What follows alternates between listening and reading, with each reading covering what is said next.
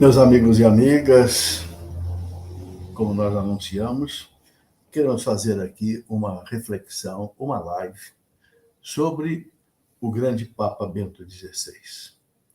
Um Papa que deixou marca na história da Igreja neste século passado, século XX. Eu não poderia deixar de fazer aqui uma reflexão sobre ele. Já escrevi uma matéria sobre ele, já publiquei essa matéria nas minhas redes sociais, né? E gostaria, então, de refletir um pouco sobre o seu pontificado, que foi do ano 2005 até o ano 2013. Né? Um pontificado muito rico, que, aliás, antes disso, né, ele, durante 25 anos, ele foi, né, o prefeito da Sagrada Congregação da Doutrina da Fé do Vaticano.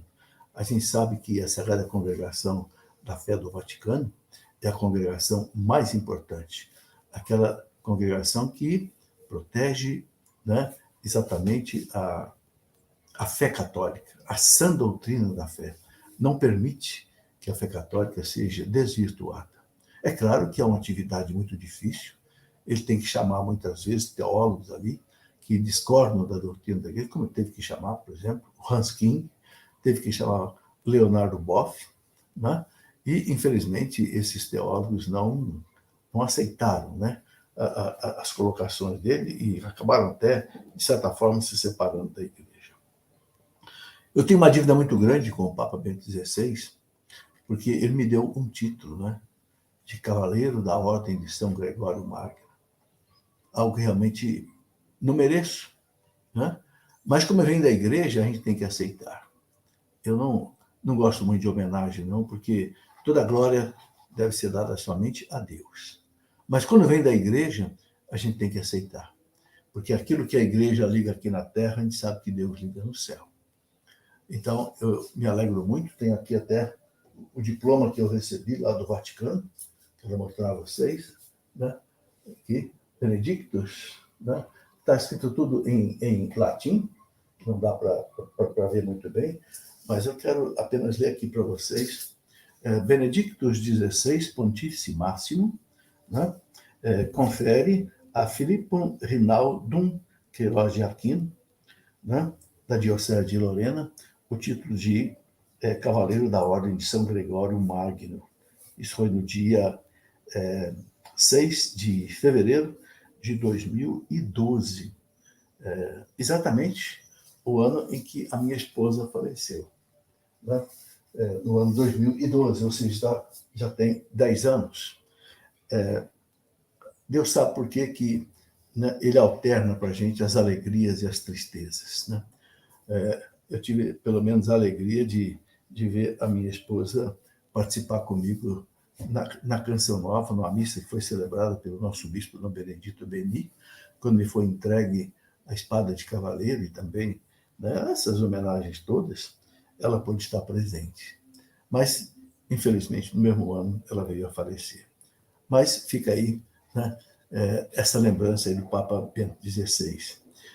Eu considero o Papa XVI um dos homens mais importantes da Igreja no século XX, porque realmente ele segurou muita coisa errada. Né? Quem acompanhou a sua vida, né, sabe o quanto ele lutou, por exemplo, contra a teologia da libertação. Né? Quando ele escreveu em 1985, ele era cardeal ainda, ele escreveu aquela matéria importantíssima, um artigo de 12 páginas, Eu vos explico o que é a teologia da libertação. Ele alertou a igreja para o perigo da teologia da libertação marxista e disse que era uma heresia singular, que a igreja devia estar preparada para combatê-la. Bem claro, eu publiquei no livro Teologia da Libertação, o primeiro artigo, essa carta que ele publicou, esse artigo, onde ele fala isso muito bem claro. Né? Porque ele teve a coragem de enfrentar a fúria, né, dos teólogos da teologia da libertação, Leonardo Boff, tantos aqui da América Latina, né, Frei Beto e outros, né, que o injuriaram, o Papa, tentaram colocá-lo assim, meio que publicamente numa situação difícil, né? Mas o Papa resistiu, né? E ele, como foi um homem de confiança do Papa São João Paulo II, durante 25 anos, o Papa São João Paulo II também sustentou todo o seu trabalho, né? Bom, eu queria colocar aqui, nesses anos longos, né, que ele teve na Sagrada Congregação da Doutrina da Fé do Vaticano, ele prestou um serviço indispensável à Igreja. Quem acompanhou o seu trabalho, como eu acompanhei desde a década de 80, mais ou menos, desde que João Paulo II foi eleito, sabe quanto esse homem fez, quanto ele trabalhou. E durante o Concílio Vaticano II, ele foi perito, já era ainda como bispo, né? Ele era perito, né, nos trabalhos do Concílio Vaticano II. Aí a gente já vê, né, a sua importância, né? Bom, eu gostaria de colocar aqui algumas coisas importantes que o Papa colocou, né? Dizem que o Papa João Paulo II foi aquele Papa que veio para derrubar no mundo o comunismo lá no leste europeu, né? Realmente caiu o Muro de Berlim, né? Pelo trabalho do Papa João Paulo II, pelo trabalho também, pela intervenção de Nossa Senhora de Fátima, não há dúvida, né? Mas aí veio o Papa Bento XVI, alguns especialistas dizem que veio para enfrentar o ateísmo no mundo, veio para enfrentar o relativismo, ele chamava de ditadura do relativismo. Eu queria ler aqui um trecho dele, né? Como ele era o cardeal mais antigo, quando morreu o Papa João Paulo II, coube a ele celebrar a missa, né, chamada de Pro Eligendo Pontifite. Antes de eleger o Papa, ele celebrou a missa. E nessa missa ele disse algumas coisas muito importantes que eu queria relembrar aqui. Vale a pena. Por exemplo, ele tinha muito amor à igreja, né? Ele dizia o seguinte, que não deveríamos, na homilia que ele fez na missa, antes da eleição, dele mesmo como Papa, né? Ele diz assim, não deveríamos permanecer crianças na fé, em estado de menoridade. Quantos ventos de doutrina conhecemos nestes últimos decênios? Quantas correntes ideológicas, quantas modas de pensamento.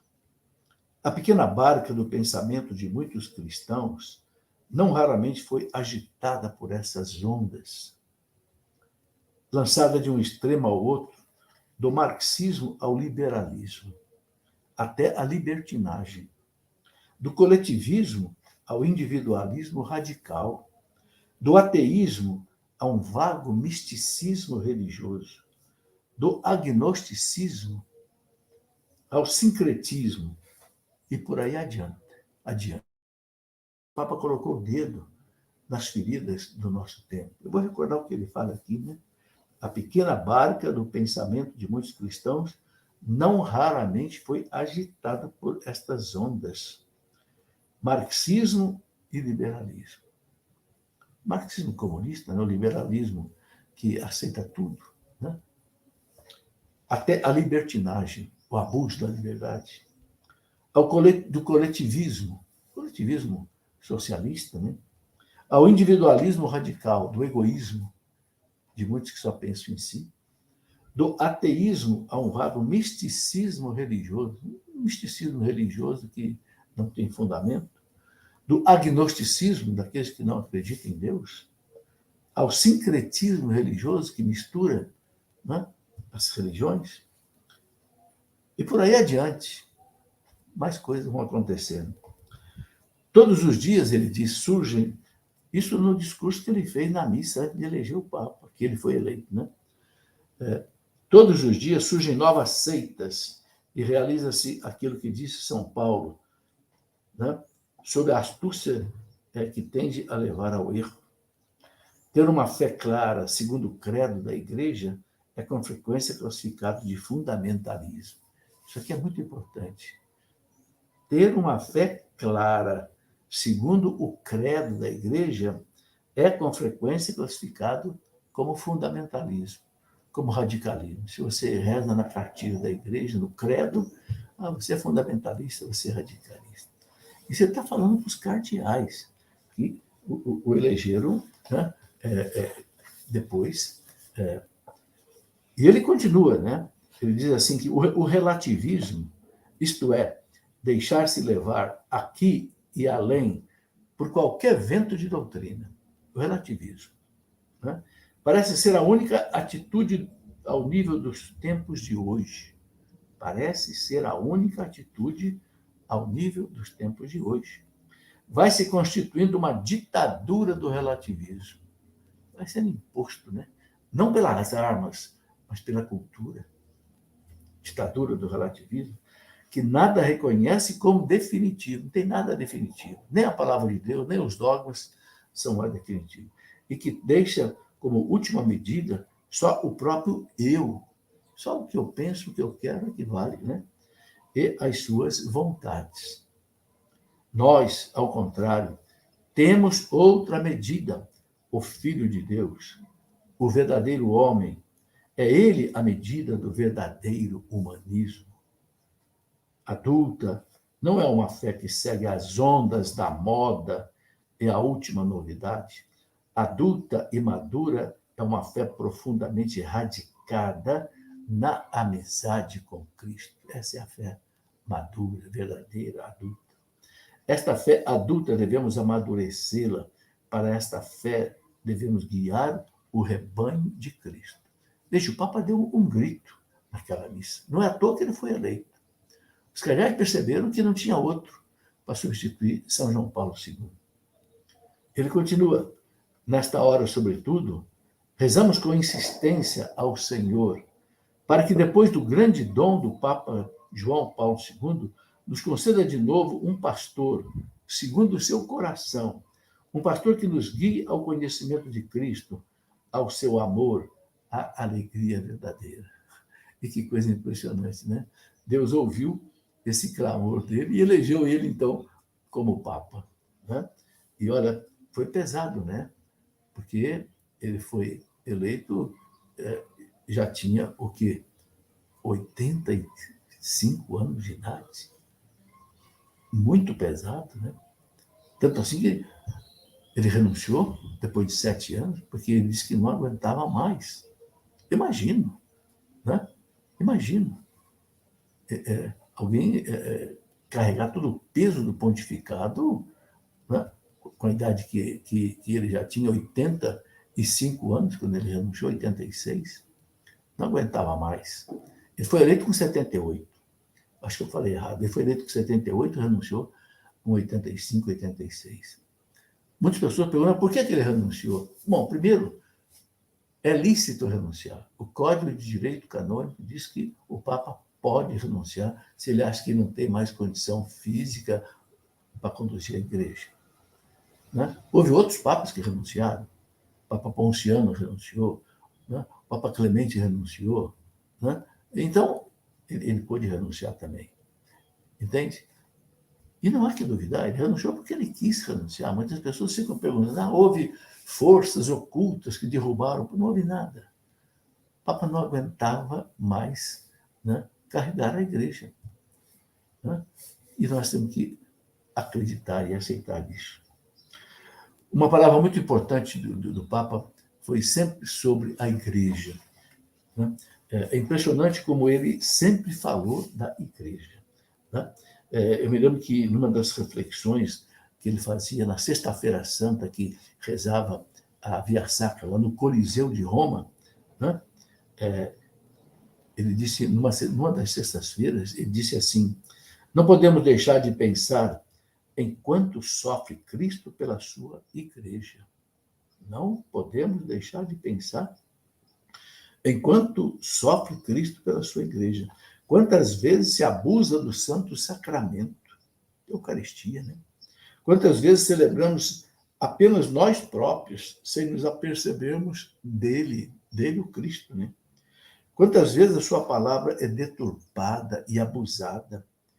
Quanta pouca fé há em tantas teorias, quantas palavras vazias, quanta sujeira há na igreja, e precisamente entre aqueles que no sacerdócio deveriam pertencer completamente a Ele Cristo.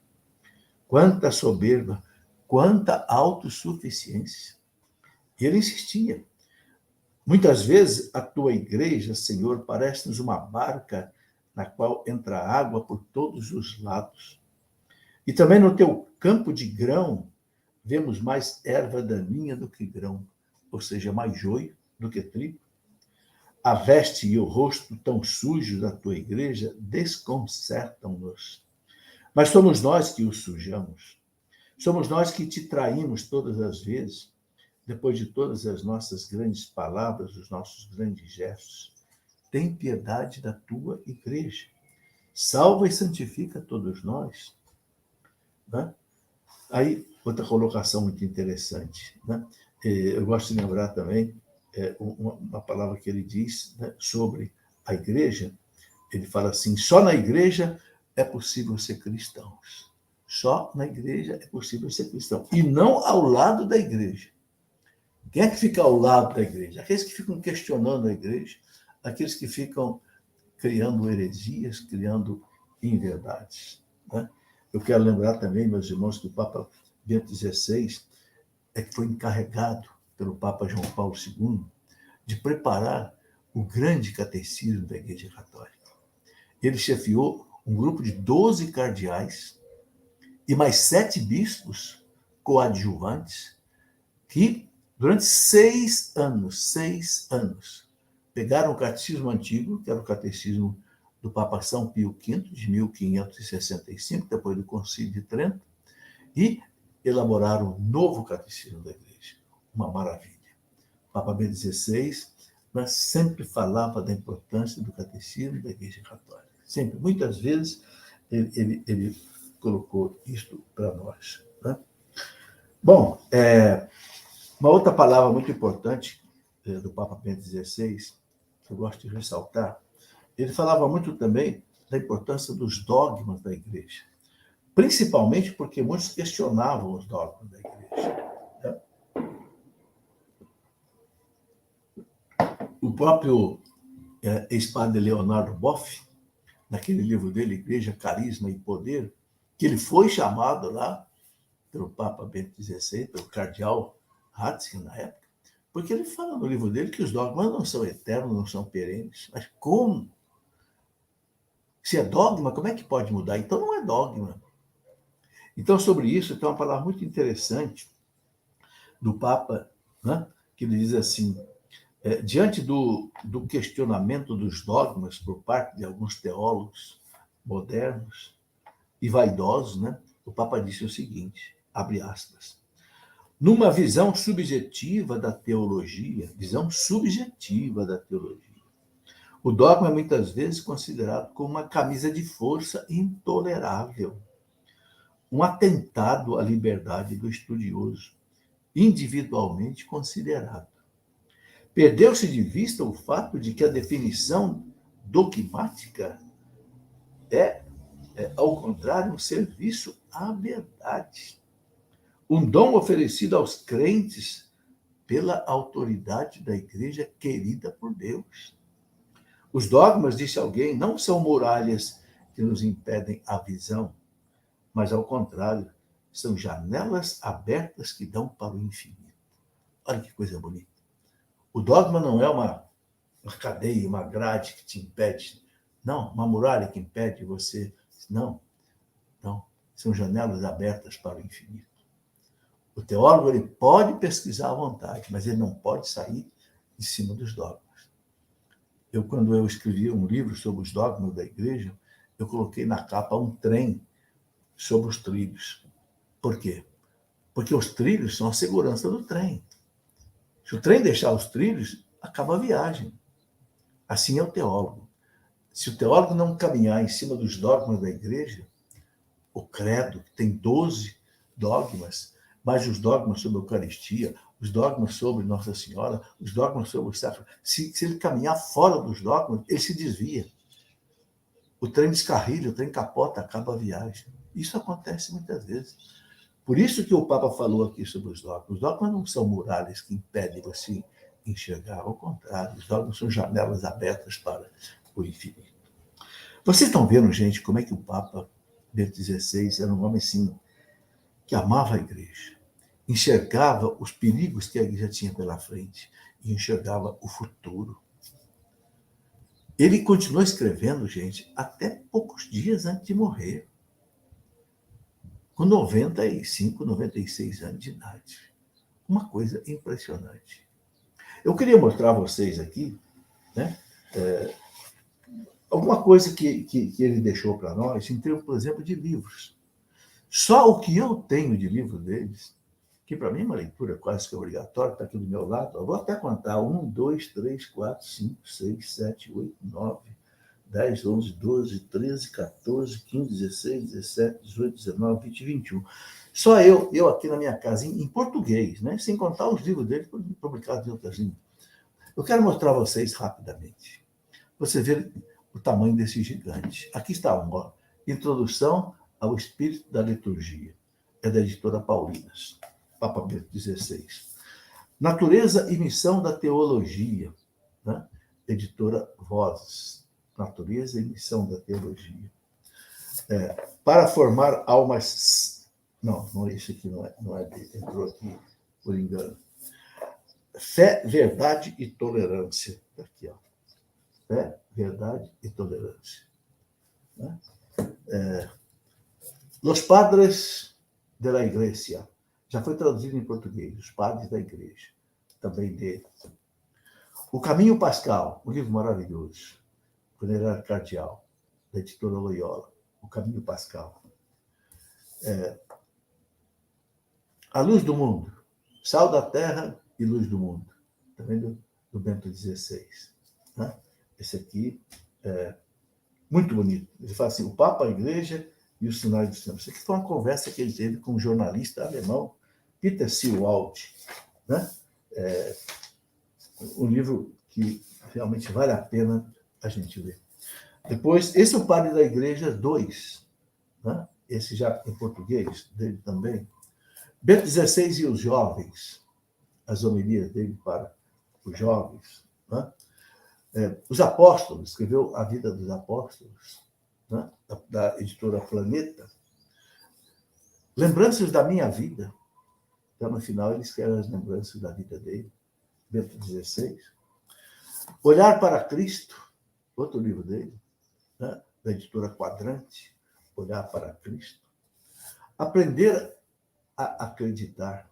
Aprender a Acreditar. É da editora Paulus, junto com a editora Ano da Fé. O Homem em Oração, aqui, né? Sobre a oração cristã. Mistagogias que são os mistérios, né? Sobre a igreja. Uma eclesiologia maravilhosa. Vejam quantos livros, meus irmãos. Bento XVI, A Revolução de Deus. Olha o trabalho que esse homem deixou para a igreja. Né? São Paulo. Né? Um livro sobre São Paulo, as catequeses de São Paulo, Papa Bento XVI. O Verbo se fez carne, Bento XVI. Esses livros, meus irmãos, só que estão aqui em casa. Eu não fui buscar esses livros lá fora porque ele morreu e eu queria apresentar. Não, peguei aqui na minha prateleira, aqui do meu lado. Tem mais. Diálogos com os Homens. Desculpa, esse é de João Paulo II. Jesus de Nazaré. Essa coleção dele é maravilhosa.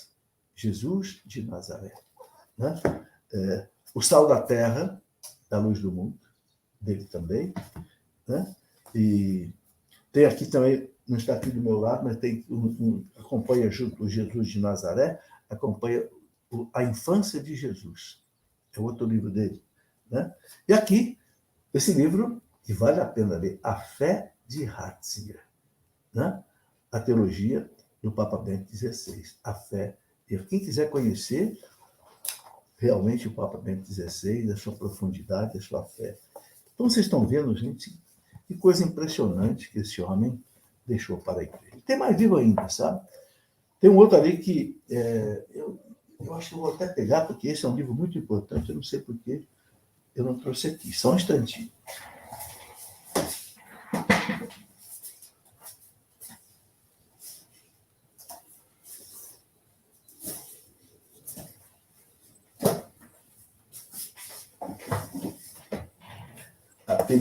Tem mais 4 aqui que eu ainda não tinha mostrado.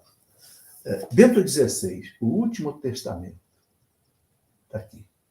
É uma conversa, de novo, com o Peter Seewald, o mesmo jornalista alemão que escreveu, entrevistou, que está nesse livro aqui, O Sal da Terra e a Luz do Mundo.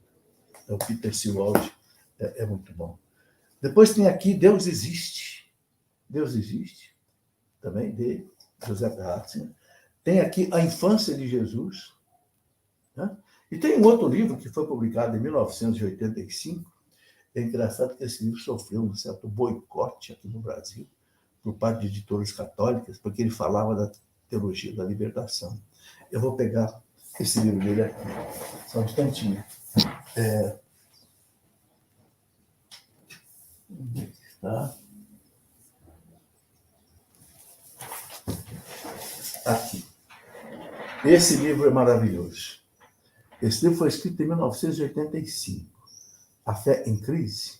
Vocês estão vendo aí o cardeal Ratzinger, juntamente com um jornalista, Vittorio Messori, um jornalista italiano muito bom, escreveu esse livro. Né? O cardeal Ratzinger. É aqui que ele põe o dedo na ferida sobre a teologia da libertação. E por causa disso, as editoras católicas não publicaram esse livro. Quem publicou foi uma editora EPU, que é uma editora de uma universidade aqui em São Paulo. É estranho, né? Um homem que era prefeito da Sagrada Congregação da Doutrina da Fé do Vaticano. E aí, meus irmãos, é isso que eu queria mostrar a vocês um pouco sobre o Papa Bento. Rezar por ele, desejar que ele esteja na glória de Deus, né? Desfrutando da visão beatífica de Deus, intercedendo por nós sem cessar. Quando o grande São Domingos de Gusmão morreu, São Domingos de Gusmão, ele, na hora da morte, os seus frades choravam, né? Porque sabiam que ele já estava partindo. Ele disse, não chorem. Não chorem porque lá no céu eu vou valer mais para vocês do que eu vali aqui na terra. Olha, se o Bento XVI nos valeu tanto aqui na terra, se Deus quiser, ele há de valer mais ainda para nós, para a igreja principalmente, lá na eternidade. Queria lembrar ainda que ele deixou 3 encíclicas maravilhosas para nós, né? A primeira delas, que foi em 2005, Deus Caritas Est. Vale a pena ler, Deus Caritas Est. Depois, em 2007, ele escreveu Spe Salve, né? Salvos pela Esperança. E em 2009 ele deixou o Caritas in Veritate. Todas encíclicas muito bonitas. Né? E deixou coisas maravilhosas. Só para encerrar, eu quero ler aqui alguns pensamentos dele. A igreja precisa se opor às marés de modismos e das últimas novidades. Não se deixe intimidar por um ambiente no qual se pretende excluir Deus e no qual o poder e o prazer são os principais critérios que regem a existência. Ele dizia, o mundo moderno não tem mais lugar para Deus. O homem moderno criou um mundo que não tem lugar mais para Deus.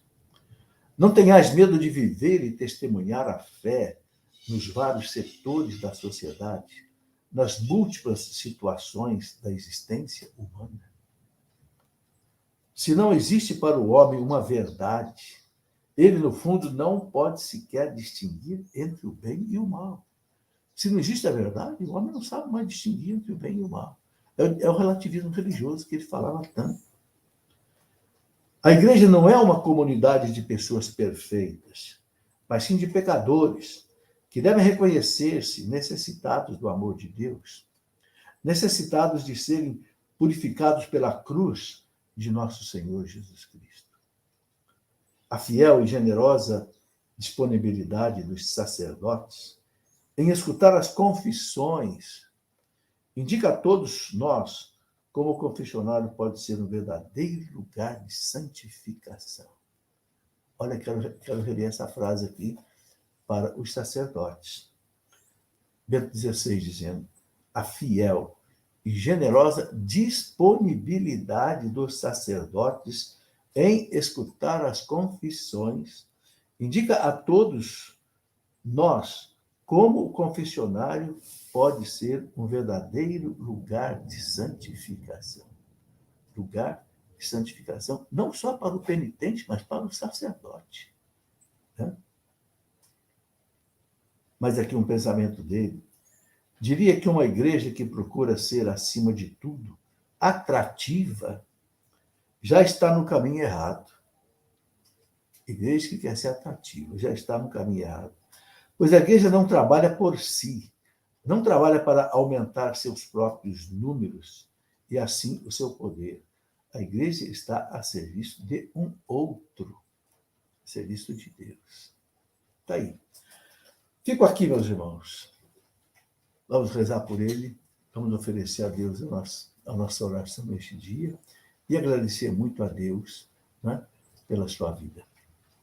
É um sinal para nós, este homem ter morrido no último dia deste ano. O que será que Deus quis dizer, né, chamando no último dia deste ano?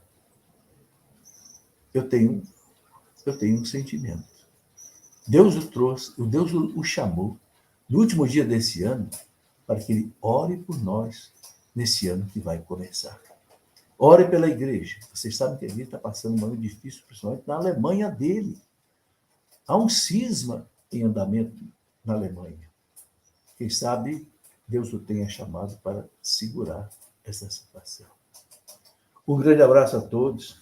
Quero desejar a todos um santo, feliz ano novo. Amanhã, dia 1º, dia de Nossa Senhora, Mãe de Deus, né? Um dogma, uma maternidade divina. Vamos pedir a ela, né, que receba lá na eternidade o Papa Bento e estenda seu manto sobre o nosso país e o nosso mundo nesse ano que vai começar. Um grande abraço a todos e que Deus os abençoe.